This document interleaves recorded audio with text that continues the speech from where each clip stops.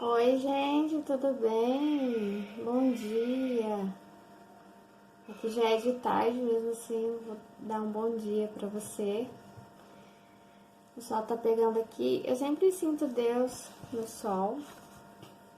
E eu não sei se vai dar pra fazer um vídeo completo, porque eu tô com pouca bateria, mas eu vou fazer 1 Coríntios 13. Meio que unir um pouco com o meu processo de criação. Oi! Pra quem não sabe, eu sou escritora. Oi! Oi, Dani. Oi! Esse oi dela é um chamado, mamãe me pega no colo, mamãe eu quero mamar, eu preciso de você. Talvez a gente tenha alguns códigos com Deus também, né? Eu acho que eu vou ter que desligar. Ai. Tá, mas já entendeu. Eu já entendendo. Então deixa pra depois. Mas fica esse oi pra vocês, depois eu continuo. Oi, gente, tudo bem? Eu vou tentar fazer a continuação do outro vídeo que eu comecei mais cedo, aí fiquei sem bateria, minha filha pediu colo. Tudo bem com vocês? Se inscreva no canal. Clica aí no botãozinho vermelho, estamos rumo a 2000. E a vida é assim, né? Cresce que a gente nem vê, como uma criança. E as coisas estão crescendo, mesmo que a gente não veja. O canal está crescendo, o meu trabalho está crescendo, o seu trabalho, os nossos propósitos estão crescendo longe de nossas vistas. Então, vem comigo. Eu vou fazer a continuação de 1 Coríntios 13. E eu resolvi colocar esse chapéu enquanto eu estava pegando a Bíblia e tal, vendo onde que eu ia gravar. Deus me falou, e eu pensei, nossa, não deve esse chapéu. E Deus me falou, sabe, essas, é julho ainda, né, final de julho, hoje é dia 22, do ano 22. Essas festas têm alguns personagens de pessoas reais, de pessoas que tiveram as suas lutas, que tiveram sua fé, uma grande fé, e que marcaram a história. Então, assim, para nós, quando a gente vai a uma festa junina, são personagens, são bonecos, são musiquinhas para nos alegrar, é motivo pra gente comer com a nossa família, com os nossos amigos. Mas não são personagens. São pessoas reais que existiram, que tiveram suas lutas. Então, talvez a gente se torne isso futuramente. Um boneco, uma foto, um personagem. Mas nós somos muito mais do que isso. Nós somos uma história em formação. Nós somos muito mais do que uma história. Nós somos um grande propósito, prestes a ser cumprido. Porque mais uma vez Deus me diz, eu não te abandonarei enquanto não tiver cumprido tudo o que te prometi. A gente pode estar parecendo ser engraçado para muitas pessoas, a gente pode parecer, não sei, uma distração, não é isso. Nós somos o principal para Deus. Deus tem um grande propósito para nós, tem um grande propósito para você. Bom, é isso. Mas 1 Coríntios 13, hoje, ele diz, no 12, é a finalização da frase que eu fiz por último. O que agora vemos é como uma imagem perfeita num espelho embaçado. Então, essa imagem perfeita é um personagem. É aquilo que as pessoas veem de nós. Isso é irreal. A história que nós estamos vivendo, sabe? Isso é real. Eu estava lendo sobre os apóstolos no barco e a grande tempestade que acontece enquanto Jesus está dormindo. E eles dizem para Jesus, quando ele acorda: Jesus, nós vamos morrer. O Senhor não se importa com isso? O Senhor não se importa com nós? E olha só, olha a visão de quem está de fora do barco. Eles verão apenas os apóstolos chegando com o mar calmo.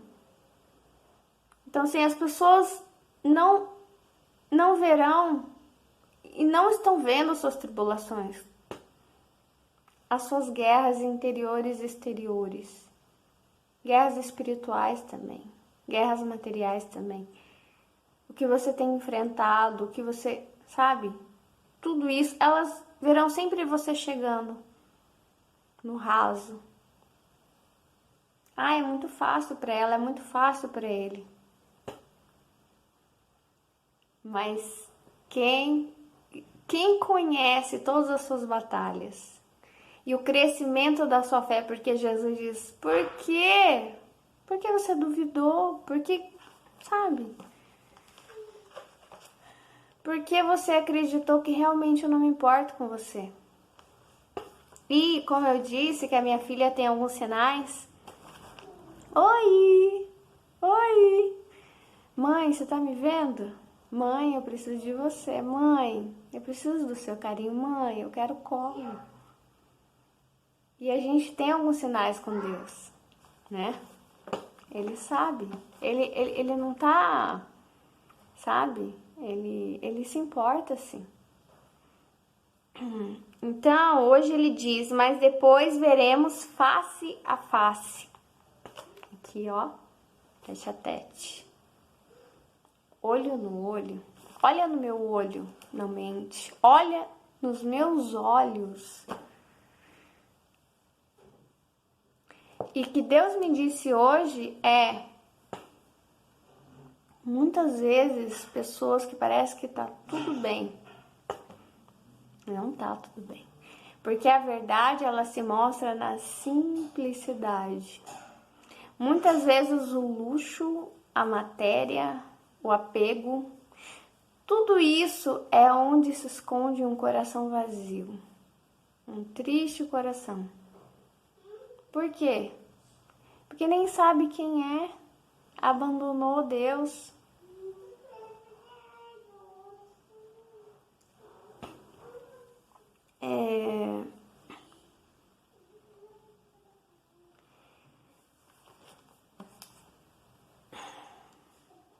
Mas depois veremos face a face. Então parece que é inevitável, né? O embaçado. É inevitável, porque a nossa fé é menor que a semente de mostarda. É menor. É que eu estava lendo esses dias em Marcos, que Jesus fala sobre a fé. E essa semente, eu já fiz um vídeo aí pra vocês, é uma semente minúscula e que é considerada como uma praga. Porque dá muito, pega. Mas cresce uma árvore frondosa e que dá oportunidade para os passarinhos fazerem ninho. Minha filha ontem estava lá na frente encantada com os passarinhos. E Jesus nos compara muito com os passarinhos, que como que os passarinhos, eles têm mais fé do que nós, né? Porque é isso que eu posso entender, que os passarinhos têm mais fé do que nós. Eu brinco com o meu cachorro, eu brincava com o meu cachorrinho que já faleceu também. Você tem mais fé do que eu. Eu não vejo o seu rostinho preocupado, você sabe? Você crê que eu vou conseguir te alimentar, que não vai faltar nada para você. E eu posso testemunhar dessa amizade minha com os animais, dessa inocência, de você ver ali, sabe, o amor, o encanto, o brilhinho nos olhos, mesmo quando você, sabe, tipo, não tem nada para oferecer, não existe ganho ali, não existe, a não ser a amizade verdadeira, em tempos bons, em tempos ruins. não muda o brilho no olhar, não muda o amor que eles sentem por nós. As crianças também. Muitas vezes elas são assim, até elas serem contaminadas com o materialismo, né? O interesse, bajulação e tantas outras coisas. Mas depois veremos face a face, até porque a nossa fé oscila pelo medo. Dá medo, né? O barco tá tremulando, a tempestade, e a gente vê Deus lá parado. Parece que ele não vai se mover por nós, que ele não tá se interessando. É igual a minha filha fica, oi, oi. Ela dá um sinal. E depois de um tempo, às vezes, porque ela fica, às vezes, muito grudada em mim, às vezes eu quero que ela se distraia com outra coisa. Então, o que eu faço? Pra ver se ela se distrai, vai fazer outra coisa, alguma atividade dela, ou pintar, ou pegar os brinquedos. Só que naquele momento ela quer a minha atenção. E eu começo a fingir que não tô vendo. Só que em vez dela se distrair, ela começa a chorar. E às vezes é assim, a gente tá dando sinal pro pai que não tá bom, sabe? Me pega no colo, me ajuda, resolve esse meu problema. Me alimenta, me dá o teu peito. E ele fica quieto para ver se a gente vai fazer alguma coisa. Às vezes até aponta, é aqui, aqui. E o que eu queria tá chegando o dia do escritor, né? Vai ser dia 25. Daí eu vou dar um testemunho do que aconteceu face a face hoje com Deus. Bem, eu tava meio tristinha e daí tive meu momento com Deus. E isso é um pouco de processo de criação também. Talvez eu coloque lá na playlist pelo menos uma parte, essa parte aqui. E teve um momento que eu baixei a cabeça assim, e daí veio aquela epifania, aquela conversa que às vezes ele tem comigo. Ele me falou assim: por que você não escreve aquela história? Lembra aquela história? Só que a minha cabeça tava tão confusa, porque eu tava mergulhada nos sentimentos de tristeza. E a minha mente estava muito confusa. E eu fiz assim: mas que história? Eu nem consigo lembrar que história. Aquela história, minha filha. E daí eu comecei a chorar e falei: Deus, por que o Senhor faz isso comigo? Por que o Senhor usa as minhas dores como instrumento do meu trabalho? Por que o Senhor... Eu me sinto como um tubo de cor, sabe? Em que o Senhor aperta, e nesse apertar dói. A vida me aperta e vai saindo a cor. E vai... Como se esse livro fosse escrito assim. Imagine por essa caneta, que é cor também. E eu perguntei pra ele, eu falei assim: por quê? Por que tem que ser assim? Por que sabe? Por que o Senhor usa das minhas dores? E daí, enfim, mas depois eu fui... coloquei uma música gospel. Eu coloquei a que eu tô ouvindo ultimamente mesmo, da Liberta-me de Mim. E daí eu comecei a escrever o livro que ele já tinha me pedido para escrever. E, muitas vezes eu tenho uma ideia e eu preciso chegar num poço lá embaixo mesmo de mim. Numa dor extrema, pra que de alguma forma ele me encontre e diga: é agora. Não tem tempo pra você deixar pra depois, você tem que começar agora, depois você esquece. Depois você se distrai. E daí, muitas vezes eu falo pra ele, esse face a face com Deus. Esse é o amor. Muitas vezes ele não me levanta. Eu continuo lá caída no chão, mas ele levanta o meu propósito.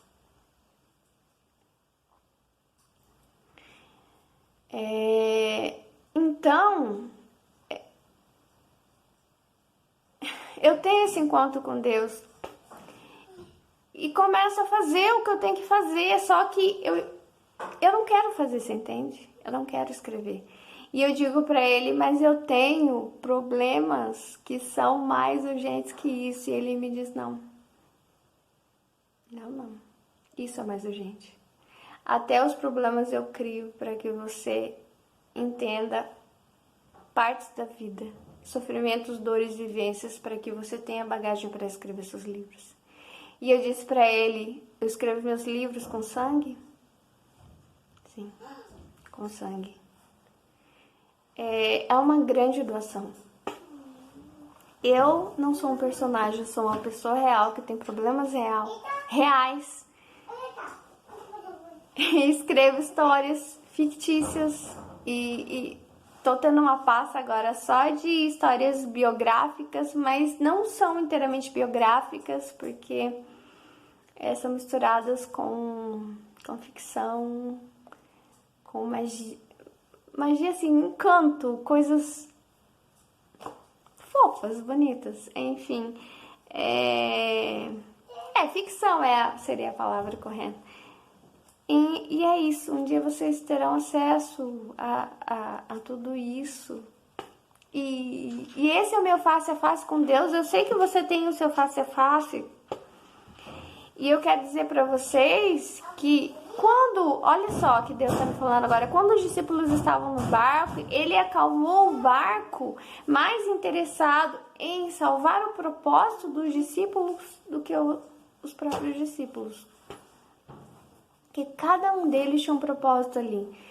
Eu tenho um propósito. Então, muitas vezes, quando o Senhor acalma e resolve os meus problemas e traz alguma solução, me ajuda, Ele está interessado em levantar os meus propósitos. Nem tanto, sabe, no que eu vou comer, no pão. Porque o pão vai estragar, porque sabe, a comida vai virar fezes e não é só viver mais um dia. São coisas que realmente vai transformar a sociedade. São propósitos, pessoas unidas, cada um com seu propósito. Então, é isso que eu sinto. Eu não tenho uma resposta, claro, porque ninguém quer ter problemas, sabe? Todo mundo quer primeiro resolver os seus problemas e depois começar um propósito. Mas não é isso que ele cobra de mim. Ele cobra de mim que eu tenha fé no meio da tempestade. E que eu levante o meu propósito mesmo antes de me levantar. Porque parece que o propósito é a luz, enquanto eu sou a carne. E ele me diz que o meu propósito vai restar a minha luz, mesmo depois que eu não tiver mais a carne. Por isso o propósito é tão importante. E o teu também. Não esqueça da tua luz. Não esqueça de iluminar lugares escuros. Não esqueça. O amor é o único que vai restar. Ele vai restar depois da tua carne. Eu que eu estava lendo hoje sobre um rico num livro. Eu leio alguns livros à noite. E estava falando sobre Jesus, sobre entre a preocupação com o dinheiro e a preocupação com o espírito.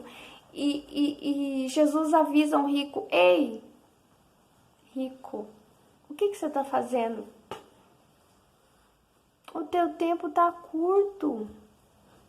Você nem sabe que está curto, que já está ali. O que você vai fazer com o seu dinheiro? Vai ficar tudo aí. Então, muitas vezes é isso. Eu estava ouvindo histórias hoje sobre isso. Histórias reais também, sabe? De pessoas muitas vezes que são tão abastadas, e não sabe, às vezes, nem conversar com crianças, sabe? Porque considera as crianças inferiores, os animais inferiores, e colocam categorias de pessoas. E às vezes, sabe, estão buscando resposta para os seus sofrimentos, para as suas angústias, enquanto a resposta é servir, é amar o outro. É a história que eu vi hoje, muitas vezes de pessoas solitárias, pessoas viúvas, pessoas, sabe? E a resposta é essa: amar o outro, servir ao outro. E às vezes Deus coloca você junto com essas pessoas. E a pessoa diz: não, esse não é meu filho, esse não é meu neto. Talvez perdeu alguém. Não, você não é. Eu não te conheço. E Jesus diz: quem é a minha mãe? Quem são os meus irmãos? Quem é? Esse que está perto de mim. Esse que Deus colocou perto de mim. Bom, é isso. Face a face. Face a face com Deus é estar face a face com as pessoas, com os nossos irmãos. Muitas vezes a gente se porta como crentes interesseiros. A gente serve a Deus porque a gente está esperando a recompensa do céu e Deus sabe. Ou a recompensa de algo, fruto que a gente quer colher. Um milagre, enfim. Às vezes a gente colhe, a gente não testemunha, a gente não dá parte aos órfãos, às viúvas, aos necessitados, enfim. A gente só quer, né? E fica servindo a Deus como um grande interesseiro, um grande bajulador. Mas Deus sabe. Então, assim, face a face com Deus é estar face a face com os nossos irmãos. E não passar reto como passou o fariseu, passou o mestre da lei, quando viu aquele homem caído, né? Assaltado pela vida, pelas suas dores. Mas agir como um samaritano, um bom samaritano, às vezes até um estrangeiro. É uma pessoa que a gente reprova, mas que faz o que o Pai pediu. Então, muitas vezes, e Jesus disse que aquele que entrará no céu é aquele que faz a vontade do meu Pai. Não importa a sua origem, não importa o que você tem, sabe? Deus não olha isso. Mas se você está fazendo a vontade do Pai, é isso. Deus te abençoe. Eu amo vocês, de verdade, de coração. Até mais.